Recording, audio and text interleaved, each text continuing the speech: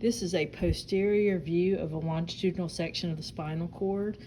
The spinal cord extends from the foramen magnum of the skull all the way down to around L1 vertebrae, L1 or L2. It terminates in this cone-shaped structure referred to as the conus medullaris. So that's the termination of the cord. It's around the level L1, L2.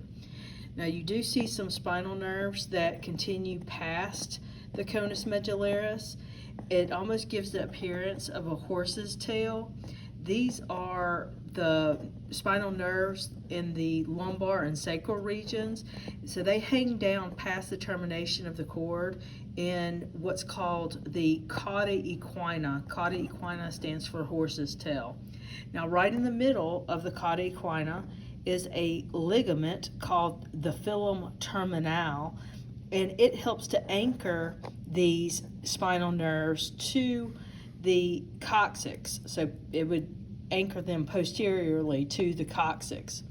Now the width of the spinal cord is about the size of your thumb, except in two areas of the cord. In two areas of the cord we do have enlargements.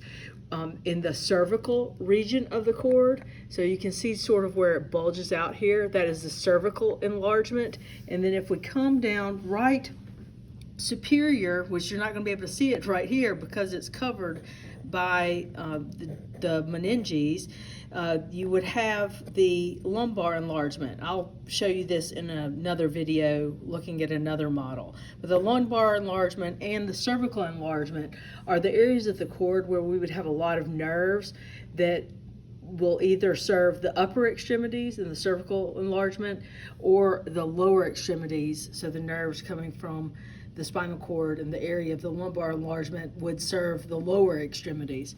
Now also in this model you can see the meninges, and so we have the meningeal layers just like we see with the cranium. You have the outermost layer of the meninges referred to as the dura mater.